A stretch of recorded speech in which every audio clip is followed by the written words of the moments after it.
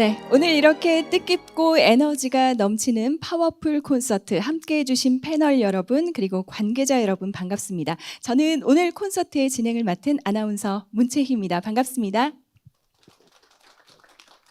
네. 그럼 지금부터 대구광역시와 대구광역시 공공보건의료지원단이 공동 주최하는 2022년 공공보건의료 토크 콘서트 그 세 번째 이야기입니다. 더 나은 응급실 이용을 위한 청년들의 파워풀 이야기를 여러분의 힘찬 박수와 함께 시작하겠습니다. 박수 한번 부탁드립니다. 고맙습니다. 자, 오늘 공공보건의료 토크 콘서트 지난 2020년에 1회를 시작으로 3회차를 맞이하고 있습니다. 정해진 주제에 대해서 시민 패널과 전문가 패널이 의견을 나누고 차후에 유튜브 송출을 위해서 최소한의 인원을 모시고 함께하고 있고요. 참석자에게는 초상권 동의서를 받고 진행하고 있음을 안내해드리겠습니다. 그리고 무엇보다도 오늘 이 자리에 아주 큰 존재감으로 함께하고 계신 패널분이 계신데요. 세 번째 줄 중간에 앉아 계십니다. 박수 한번 부탁드릴까요? 우리 공공의료가 시민의 참여와 또 협력으로 관심으로 완성이 되죠. 그런 의미에서 앞으로 우리 공공의료를 이끌고 또 완성할 주역입니다. 여러분 공감 가십니까? 다시 한번 큰 박수 부탁드리겠습니다. 너무 귀엽네요. 감사합니다. 자, 오늘 1부는 개회식과 특강, 2부는 토크 콘서트 순으로 진행이 되겠고요. 아무쪼록 끝까지 함께 하시면서 공공의료의 발전을 위해서 우리가 각자의 위치에서 할 수 있는 일이 무엇인지 다시 한번 확인할 수 있는 소중한 시간이 되길 바라겠습니다. 자, 그럼 먼저 1부 개회식부터 열어가겠습니다. 첫 번째 순서로 대구광역시 공공보건의료지원단 김종현 단장님의 환영의 말씀 있겠습니다. 큰 박수로 모시겠습니다.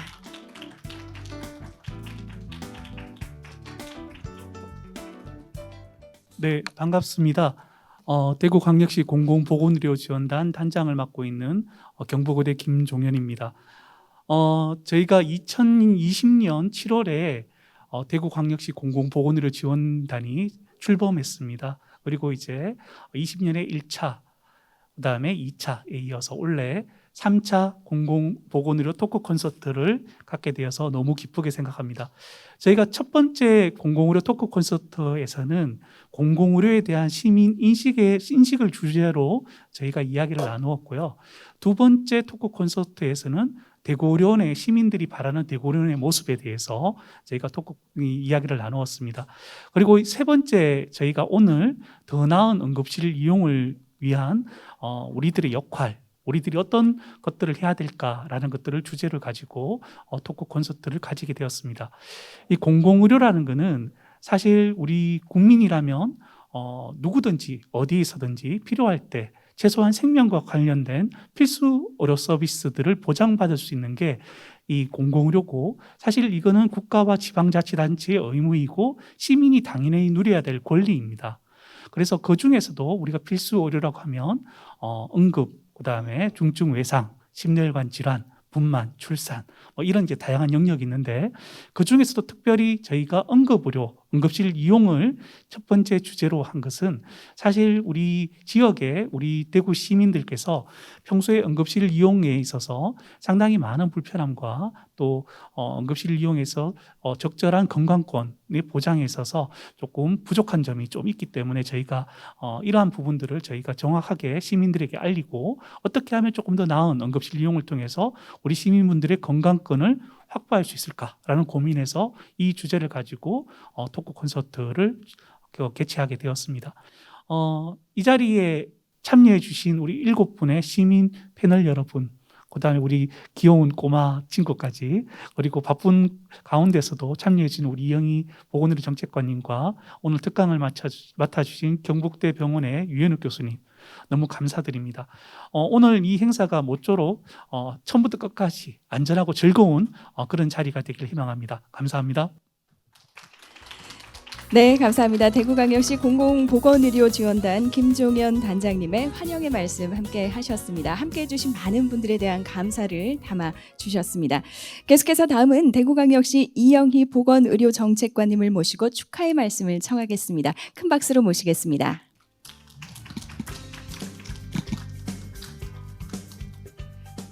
예, 반갑습니다. 대구시 보건의료정책관 이영희입니다.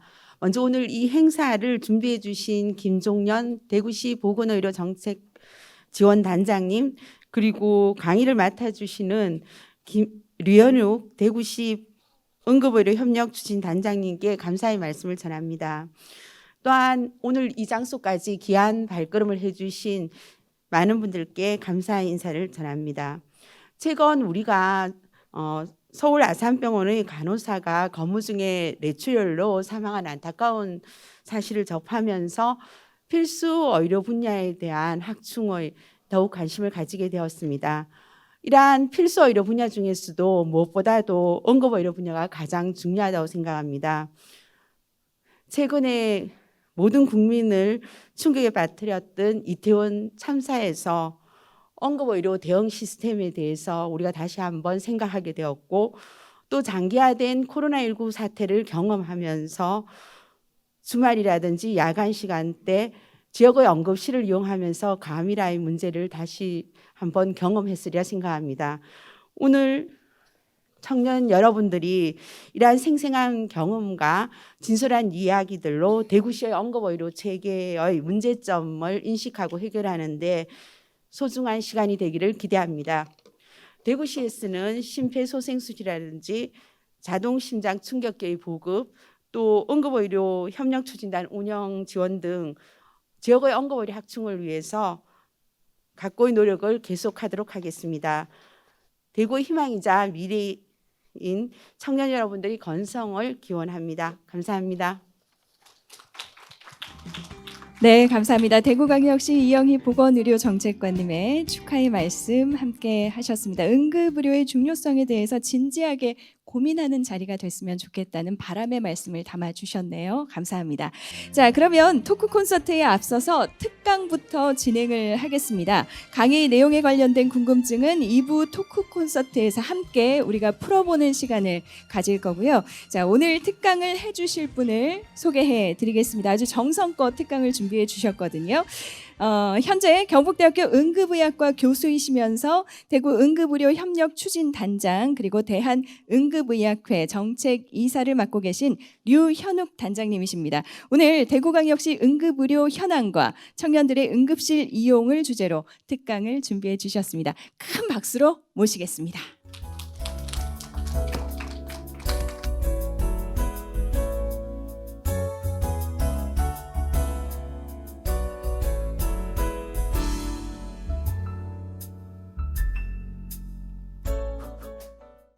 예, 소개해 주신 대로 저는 지금 근무는 경북대학교 병원 응급의학과에서 근무를 하고 있습니다. 교수로 재직 중이고요.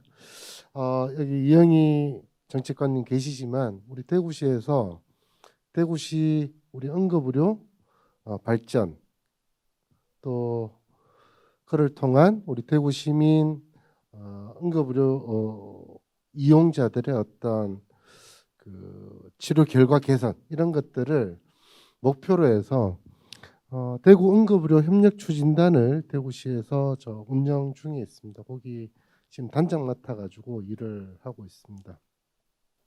그래서 오늘 제가 김종현 교수님한테 말씀 듣기로는 여러 우리 시민분들 모시고 또 젊은 시민분들 오늘 아주 젊은 분도 오셨는데 우리가 이 어떻게 하면 더 응급실을 잘 이용을 할 수 있고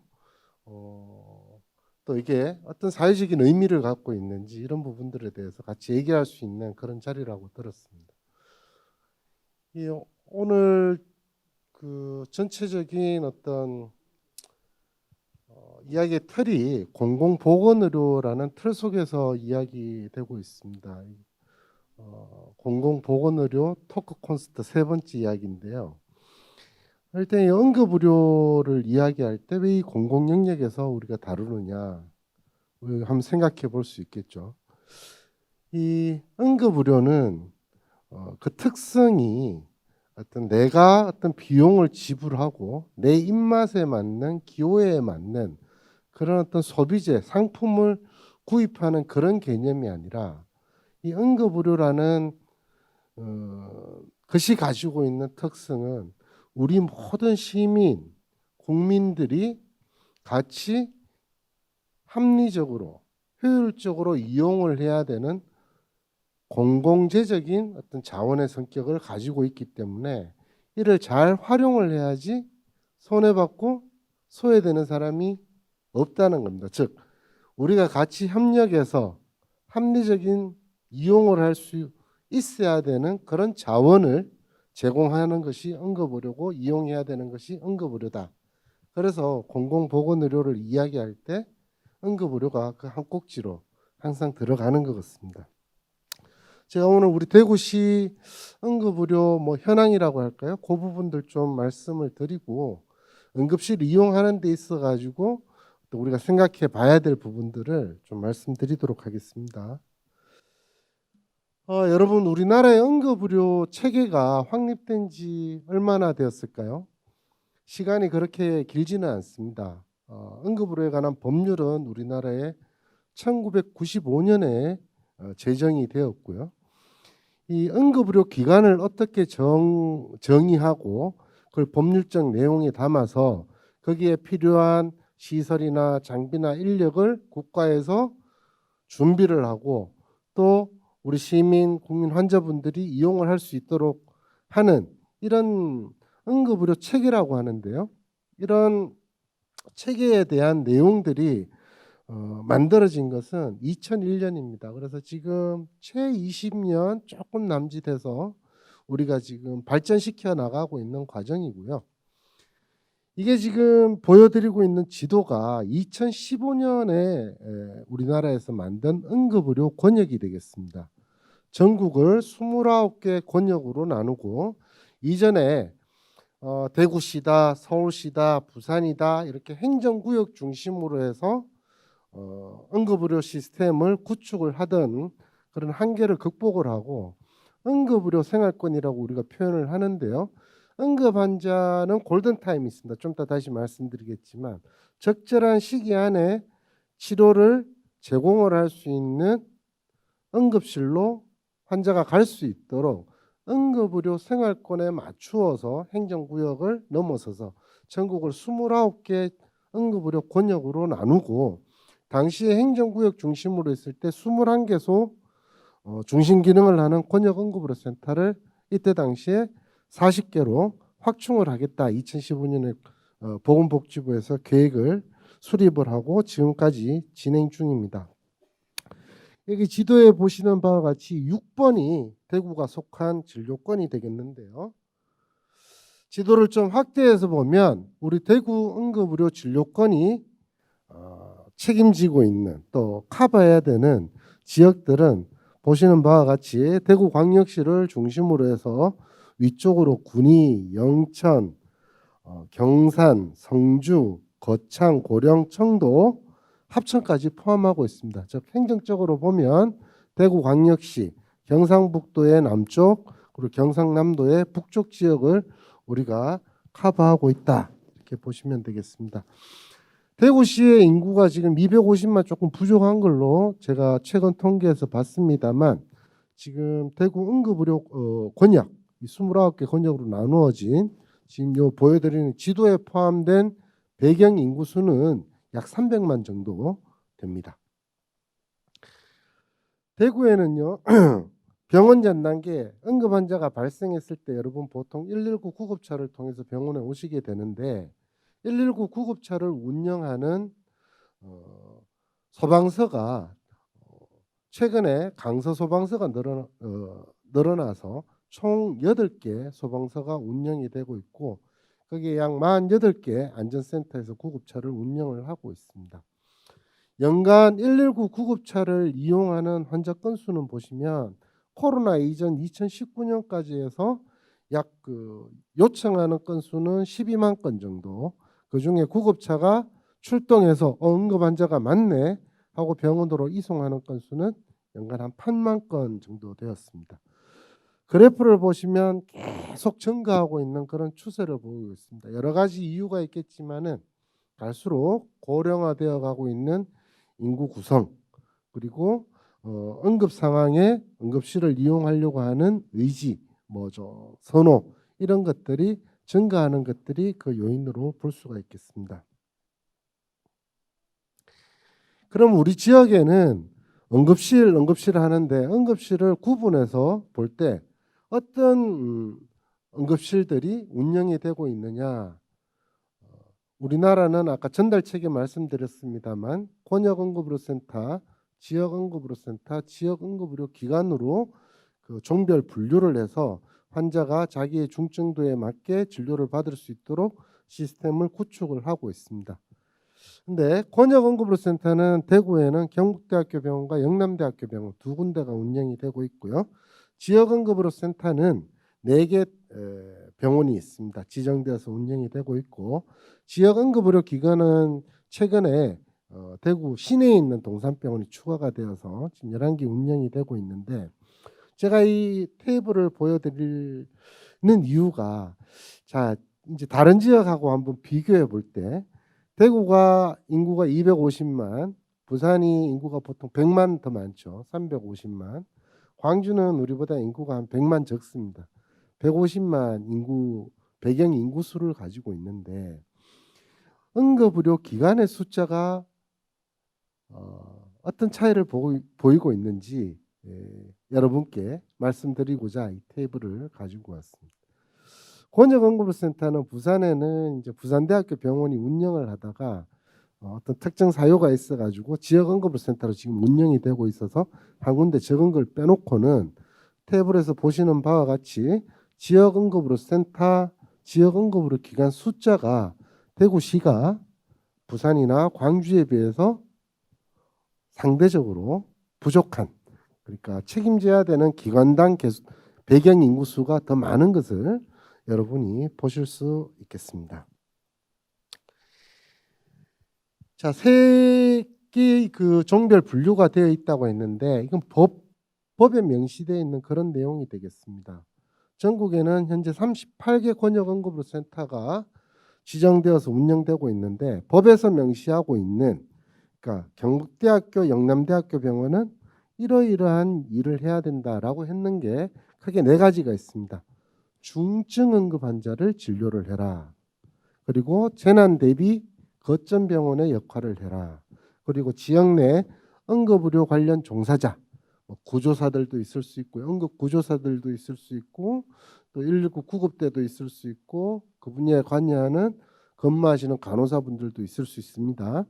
이분들을 교육 훈련해라.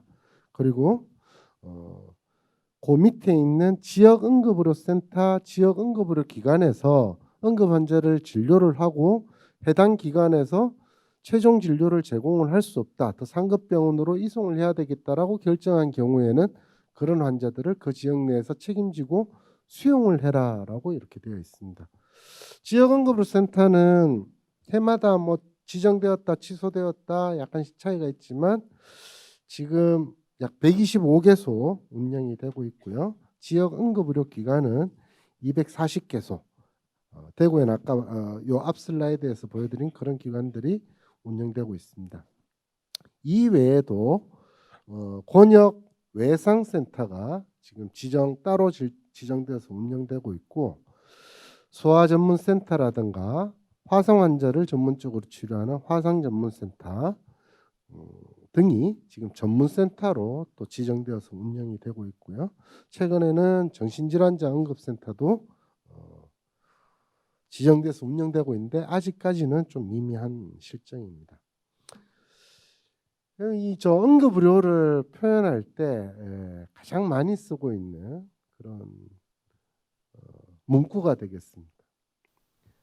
응급 환자가 발생하면 그 응급 환자를 치료할 수 있는 적절한 장소, 즉 응급실이 되겠죠. 응급실에 합당한 시간 안에, 최적의 시간 안에 환자가 도착하도록 해서 그 환자에게 필요한 치료를 제공하도록 하는 것이 응급의료의 가장 중요한 명제가 되겠습니다. 따라서 우리는 사회적으로 이 명제가 실현될 수 있도록 응급의료 시스템을 잘 가꾸고 또 소비자 입장에서는 이용자 입장에서는 합리적으로 잘 이용을 해야 되겠죠. 아까 말씀드린 그런 여러 가지 센터 중에 권역외상센터는 전국에 17개소가 지금 지정 운영이 되고 있는데 대구시에도 우리 시내에 있는 제가 근무하고 있는 경북대학교 병원이 외상센터로 지정이 되어서 중증 외상 환자를 진료하도록 지금 책임을 부여받고 있고요. 전국적으로 또 12개 심장 뇌혈관 응급의 환자를 치료를 제공을 하는 권역 심내센터가 지정 운영되고 있습니다. 마찬가지로 2008년부터 해가지고 경북대병원이 대구 지역을 책임을 지고 있습니다. 대구가 그러니까 응급의료 인프라가 그렇게 부족한 건 아니죠. 지금까지 이렇게 보여드린 바와 같이 전체적인 응급의료 기관 숫자는 부산이나 광주에 비교해서 배경 인구수에 비해서 좀 부족한 것은 사실이고, 하지만 중증 환자를 치료를 제공하는 권역 응급의료센터, 권역 외상센터, 권역 심내센터는 대구시에서 다 지정을 하고 운영을 하고 있는 그런 현황이 되겠습니다. 여러분 이 사진을 보십시오. 사진을 자세히 보시면 제일 그 11시 방향에 있는 사진은 저희 병원 그 응급실에 있는 소생실입니다. 이 소생실은 응급실의 꽃입니다. 생사를 왔다 갔다 하는 지금 아주 생명이 위중한 환자분들은 일반 응급실 구역에서 진료하는 것이 아니라 저희가 이 소생실로 환자분을 옮겨서 집 그 환자 상태를 감시할 수 있는 모니터링 장치, 그리고 환자에게 응급 처치를 제공할 수 있는 장비 도구들이 바로 옆에 다 마련되어 있는 이 소생실에서 치료를 제공을 합니다. 그래서 응급실의 꽃인데요. 이 응급실의 꽃인데 실제로는 이런 현상들이 비일비재합니다. 환자분이 지금 치료를 받고 있는 모습이 아니라요.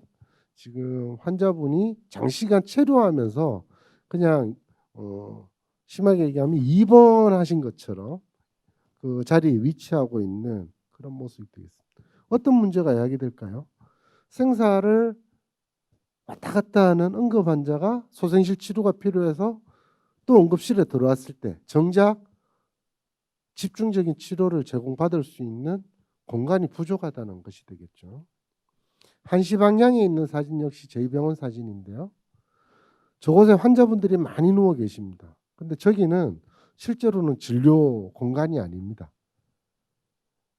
응급실 밖에 있는 복도입니다. 복도에 환자분들이 저렇게 채 있습니다. 아니 왜 경북대학교 병원에 환자 복도에다가 이 환자를 두고 진료를 하느냐, 문제 아니에요? 라고 말씀하실 수 있는데 안에 환자가 들어올 수 있는 공간을 전부 다 사용을 하고 있기 때문에 부득이 저쪽에 환자분들을 두고 진료를 하고 있는 그런 모습들이 되겠습니다.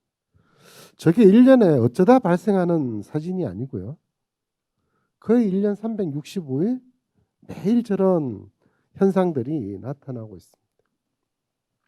그 밑에 있는 2개 사진은 저희 병원 사진은 아니고요.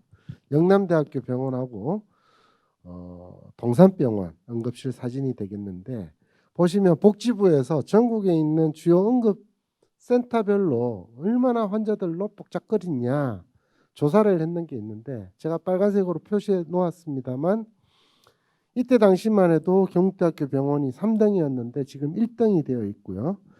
그 외에도 영남대학교 병원이나 주요 병원들이 전부 다 상위에 랭크가 되어 있습니다.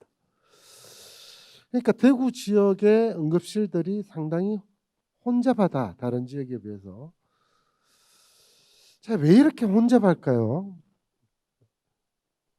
그리고 응급실의 환자들이 이렇게 혼잡하게 되면 어떤 문제가 발생하게 될까요? 상식적으로 생각해 보면 응급실이 혼잡하지 않은 응급실에 비해서 혼잡한 응급실을 찾은 환자분들의 치료 성적이 좋지 않습니다. 이건 전 세계적으로 입증된 이야기입니다. 환자 사망률도 더 높게 나오는 걸로 나오고요. 환자 만족도는 당연히 떨어지고요. 그 다음에 환자로 뻑착거리니까 심도 있게 환자를 진료하는데 제한을 받게 되고, 그러니까 검사를 막 하게 됩니다. 그러니까 불필요한 오히려 고비용 구조로 넘어가게 된다는 거죠. 고비용 현상을 초래하게 되고요. 과밀화를 막아야 되는데 과밀화가 대한민국에서 대구가 가장 지금 심한 그런 상태입니다. 그러니까 대구에 있는 주요 응급센터들에 내원하시는 환자분들의 경로, 또 그 경로에 따른 환자분들의 중증도 이게 어떤지 한번 살펴봤습니다. 그러니까 소위 얘기하는 대학병원 이사니까 좀 중한 환자분들이 많이 찾아오시지 않겠나. 근데 막상 제가 조사를 해보면 여기 내원 경로가 뭐 직접 내원하시는 경우, 그다음에 다른 병원에서 전원되시는 경우, 뭐 크게 이 두 가지를 볼 수 있는데 여기 KTAS라고 했는 게 환자의 중증도라고 보시면 되는데 1은 생사를 왔다 갔다 하는 분들이 되겠고 5는 굳이 응급실에 오지 않으셔도 되는 분들이 되겠습니다. 그러니까 보통 KTAS 4와 5를 우리가 비응급 환자로 분류를 하거든요. 근데 KTAS 4와 5에 해당하는 환자분들이 약 50% 정도 차지를 하고 계십니다. 응급실로 오시는 거죠. 예를 들어서 이런 분들이 아까 보여드렸던 대구에 있는 응급의료 기관들 중에 권역센터, 지역센터 말고 지역 응급의료 기관을 이용하신다면 아까 보여드린 그런 사진과 같은 혼잡도가 줄어들 것이고, 줄어들면 진짜 생명을 지금 다시 회복하는 데 있어서 절실한 그런 환자분들이 좀 더 제대로 된 치료를 받을 수 있는 찬스, 기회가 더 커진다. 이렇게 우리가 말씀을 드릴 수 있겠습니다. 제일 앞서 서두에 말씀드린, 그래서 응급의료가 왜 공공 성격을 가져야 되느냐라는 부분하고 계속 일맥상통하는 부분이 되겠습니다. 그러면 50% 정도 되는 저런 비응급 환자분들이 실제로 상위 등급의 응급센터를 방문하는 게 그럼 이용자들, 우리 시민들의 잘못인가? 꼭 그렇지만은 않습니다. 여러 가지 문제가 좀 복합되어 있는 부분인데요. 일단 저희가 한번 설문조사를 시행을 해봤습니다. 대구 시민 1000명을 대상으로 조사를 해보니까 자, 응급실이 권역응급의료센터, 지역응급의료센터, 지역응급의료기관으로 나누어져 있고 그 기관 등급별로 해야 되는 일이 틀립니다.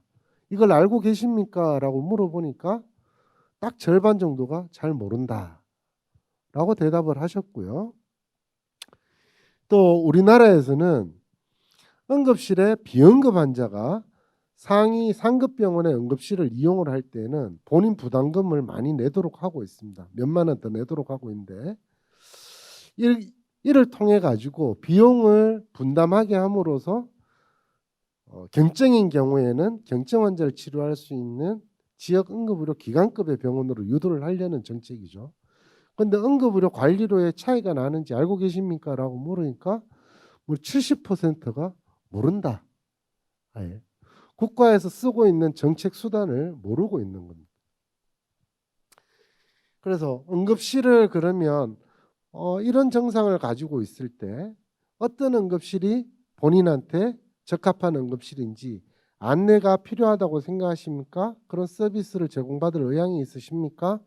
라고 확인을 해보니까 19분 정도는 필요하다, 그렇다라고 대답을 하시는 걸로 나타났습니다. 근데 이런 서비스가 국가적으로 아직까지는 준비가 좀 미흡하고 인지도가 떨어지다 보니까 응급실을 선택하실 때 우리 시민분들은 대부분 나는 야간 공휴일 특히 몸이 좋지 않으면 대형 상급병원, 큰 병원으로 갈 거야 라고 대답하시는 분들이 60%, 뭐 가까운 병원에 가는 게 최고지 라고 대답하시는 분들이 한 50% 이렇게 상위에 랭크가 되어 있고, 이런 부분들이 저기 응급실 과밀화 벅작거리는데 일정 부분 영향을 미치는 거다 이렇게 생각을 하고 있습니다. 그러면 이런 공공 의료 자원을, 응급의료 자원을 내가 안 써도 될 때는 안 써가지고 필요한 사람들한테 좀 더 쓰게 만들겠다, 이런 시민의식이 우리가 부족할까요? 조사를 해보니까 그렇지는 않은 것 같습니다. 그래서 내가 2차 병원에 가도 되는 그 정도 응급질환 먼저 가도 되는 정도면 작은 병원에 먼저 가겠다, 그걸 알면은, 그렇다고 대답하시는 분들이 상당히 비율이 높아요. 약 80% 정도 동의를 해주고 계시고요. 그 다음에 그러면 모두 다 뭐 의사나 어떤 의료적 지식이 있는 건 아니잖아요. 그래서 어떤 이런 응급의료와 관련된 어떤 건강 정보나 응급실 이용 안내 정보 이런 서비스를 좀 제공을 받으면 좋겠는데 어떻게 받으면 좋겠느냐?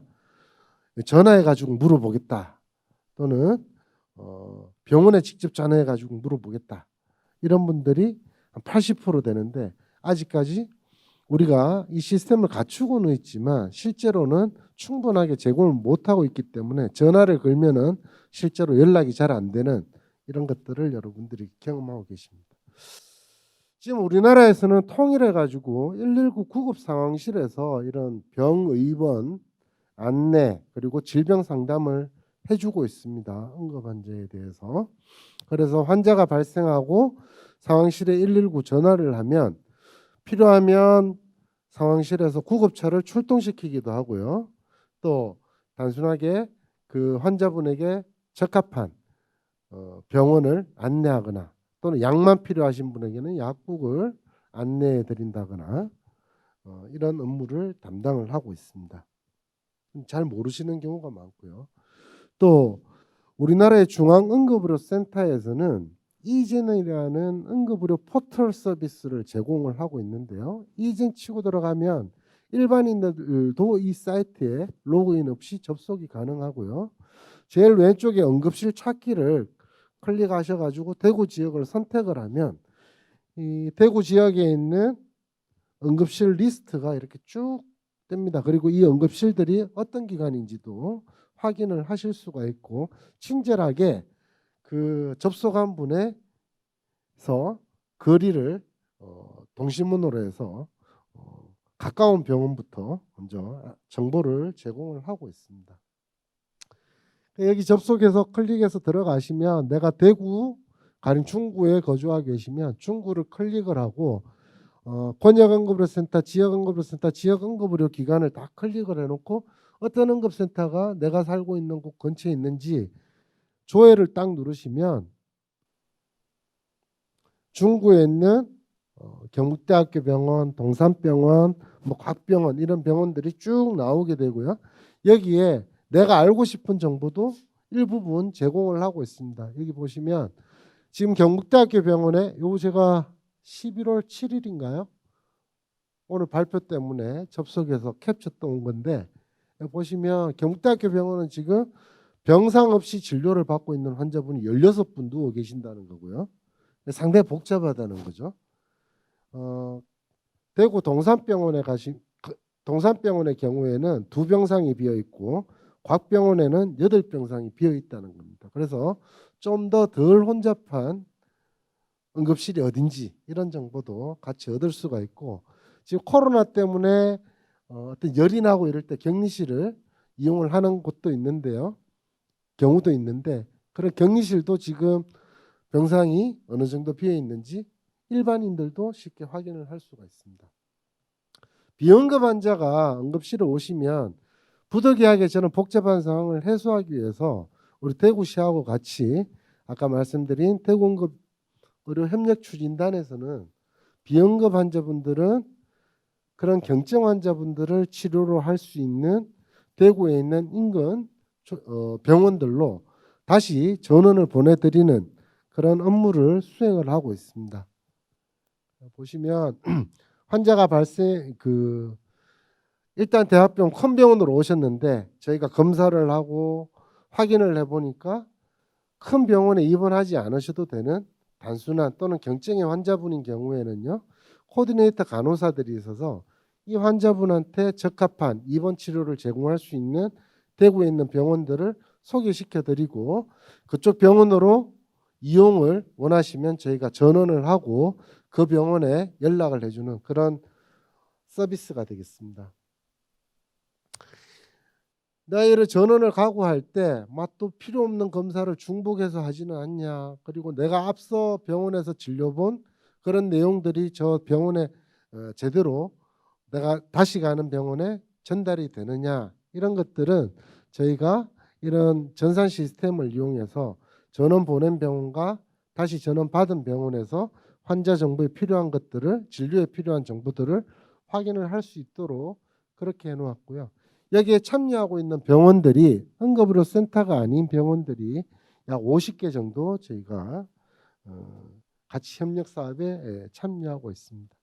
이런 협력 병원들을 저희가 리스트업할 때 보시는 바와 같이 그 병원에 이런 환자 분의 어떤 전원 과정에서 정보를 주고받을 전담 코디네이터 간호사들, 그리고 그 병원에서 진료를 제공할 수 있는 의료진, 그다음에 치료의 내용, 뭐 이런 것들을 좀 더 정보를 파악하고 제가 이 사업을 진행을 하고 있습니다. 이 응급실에 이제 라이트 페이션트라고 아까 보여드렸는데요. 그 내가 이제 경증인지 그다음에 중증인지 이런 것들 구분하는 거를 중증도 분류라고 하는데 영어로 전문 용어로 트라이아지라고 합니다. 트라이아지. 이 트라이아지라고 하는데 이건 실제로 뭐 나폴레옹이 이제 전쟁 때 제일 처음에 이 단어를 사용을 했다고 하고요. 프랑스 말 트리에르라는 곳에서 이제 파생된 영어라고 합니다. 이 중증도 분류가 중요한데 아까 이제 뭐 케이타스 말씀드렸습니다만 우리나라에서는 5단계로 이 구분을 하고 있습니다. 1번으로 갈수록 응급도, 중증도, 긴급도 이게 다 높은 환자분들이 되고 5로 내려올수록 비응급에 해당하는 부분들이 되겠는데요. 1번으로 병원에서 번호를 매기면 뭐 즉시 치료를 제공을 합니다. 저희가 병원에서. 그리고 2번으로 매겨지면 15분 이내에 진료를 개시하는 것을 지금 원칙으로 하고 있고요. 예를 들어서 4번, 5번은 4번으로 매겨지면 1시간 안에 진료 제공하면 된다. 응급 환자부터 먼저 봐라 이런 얘기가 되겠고 5번은 뭐 2시간 이내에 의사가 진료를 시작을 해도 되는 중증도다. 이렇게 국가적으로 분류를 하고 있습니다. 근데 응급실에 와서 본인이 이제 4인지 5인지 3인지 뭐 잘 모르는 상황에서 배가 아파서 왔는데 병원에서는 4로 분류를 해놨고 잘 모르는 상황에서 1시간 가까이 되도록 뭐 의사가 안 찾아왔다. 난리가 나는 거죠. 이제 뒤집어지게 되는데 실제로 우리나라 응급의료에 관한 법률의 내용을 좀 소개를 시켜드리면 7조에 응급 환자가 아니라고 의료진이 판단한 경우에는 응급실이 아닌 의료시설에 진료를 의뢰하거나 다른 의료기관으로 이송할 수 있도록 해놓았고요. 이런 것들이 왜 법률에 들어와 있냐면 지금 현재 이제 일단 생명을 살려야 되는 환자부터 먼저 응급실이 기능을 할 수 있도록 일정 부분 그 기능을 살리기 위해서 비중증, 경증에 해당하는 환자분들을 다른 기관으로 좀 분산할 수 있도록 법적인 근거를 만들어 놓은 부분이 되겠습니다. 그리고 법률에 이런 내용이 있습니다. 응급 환자에 대한 우선 응급 의료를 제공을 해야 된다. 아픈 사람이요. 지금 뭐 오늘도 보면 경북대학교 병원 응급실에 1시간 동안에 한 20명의 환자가 그냥 막 옵니다. 실제로 감당하기 힘들어요. 응급실에 가지고 있는 병상이 총 40개거든요. 뭐 외상 환자고 뭐 소아까지 다 포함해가지고 경북대학교 병원 응급실에 침대는 40개 있습니다. 근데 1시간에 20분의 환자가 옵니다. 다 수용이 곤란하겠죠. 그리고 동시에 20분을 오시는 대로 응급실이라고 바로바로 치료하기도 힘든 것이 현실입니다. 그게 응급실입니다. 그러면 어떻게 해야 될까요? 더 중환 환자부터 먼저 치료를 해야 되겠죠. 그래서 응급실에 오시면 아까 이제 케이타스 1부터 해서 5까지 최장 2시간까지 진료를 기다려야 된다. 뭐 이렇게 지금 말씀을 드렸습니다만 더 위험한 환자부터 먼저 치료를 제공하는 게 저희들의 사명이다. 법률에서 규정하고 있는 부분이다. 이런 것들에 대한 시민들의 이해가 필요하고요. 응급실에 또 뉴스에 한 번씩 나옵니다. 응급실에 오셔가지고 응급의료를 이제 방해하는, 심지어 심한 경우에는 폭력을 행사하는 그런 부분들이 있는데 여기에 대한 처벌 조항은 상당히 무겁습니다. 여기 파란색으로 표시해 놓았습니다만 특히 2019년에 이 처벌 내용이 좀 강화가 되었는데요.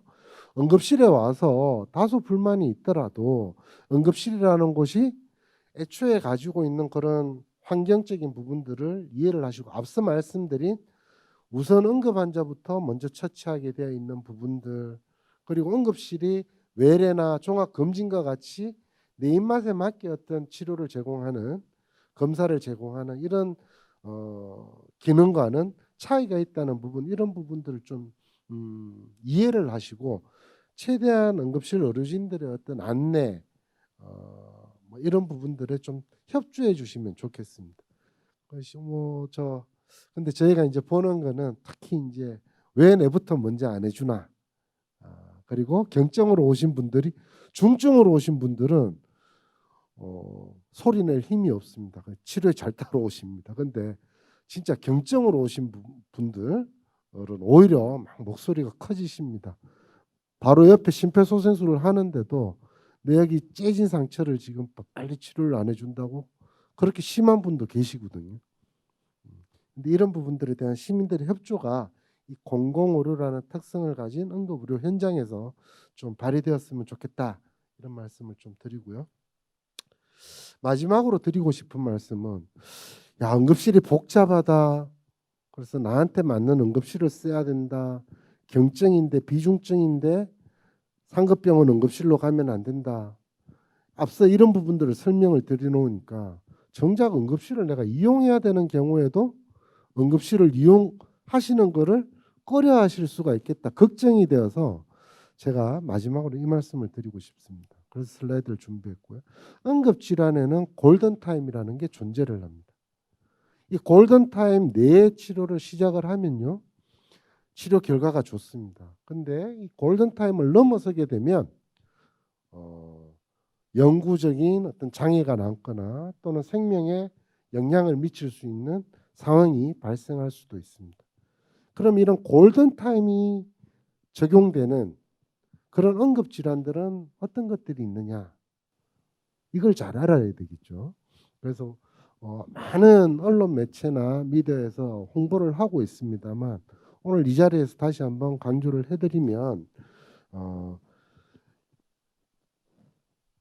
갑작스런 흉통이 찾아왔다거나 아니면 의식의 변화를 보인다거나 신경학적 이상 그러니까 우리가 보통 패스트라고 하는 뇌졸중 증상이 찾아왔을 때 즉 신체 한쪽 편에 편마비 증상이 있다거나 말이 어눌하게 나온다든가 안면 근육에 마비가 온다든가 이런 뇌졸중의 증상이 있는 경우 그리고 갑자기 평생 경험하지 못했던 극심한 두통이 발생했다거나 이런 경우에는 응급실을 골든타임 안에 찾아오셔야지 한숨 자면 괜찮겠지 하고 기다렸다가는 큰일이 난다는 말씀입니다. 그래서 응급의료 시스템에서 저희가 크게 펼쳐놓고 보면 환자분이 응급의료 시스템으로 진입한 그러니까 우리나라에서 뭐 119에 신고를 한다든가 아니면 일단 그 응급실에 내가 방문한다든가 이런 시간까지 아까 말씀드린 그런 골든타임이 필요한 응급질환인데도 불구하고 시간을 지연시키는 환자 측 지연 부분이 있고요. 그 다음에 이 시스템 쪽에서 119로 병원에 환자를 전원하고 응급실 내에서 몇 분 안에 검사를 시행을 하고 몇 분 안에 치료를 제공하는 이런 시스템 차원에서의 지연 부분이 있을 수 있는데 저희들이 이런 시스템 딜레이 부분은 시스템 지연 부분은 줄이려고 1분 1초를 줄이려고 각 병원마다 의료진들이 많이 노력을 하고 있습니다. 그런데 허탈한 것은 환자분이 한숨 자면 괜찮겠지 하고 2시간, 3시간 시간을 막 소비하고 오시는 경우가 되거든요. 그래서 필요한 응급 증상 지금 많이 홍보가 되고 있습니다만 특히 이제 지금 가을 지나고 추운 계절이 다가오고 있는데요. 이 시기에 특히 혈관 질환들이 많이 생깁니다. 심근경색이나 뇌졸중을 시사하는 시간이 생명인 그런 질환들의 어떤 증상들이 발생했을 때는 빨리 119에 신고하시고 응급실로 지연 없이 도착하시는 게 중요하겠습니다. 네, 이상 발표를 마치겠습니다. 감사합니다.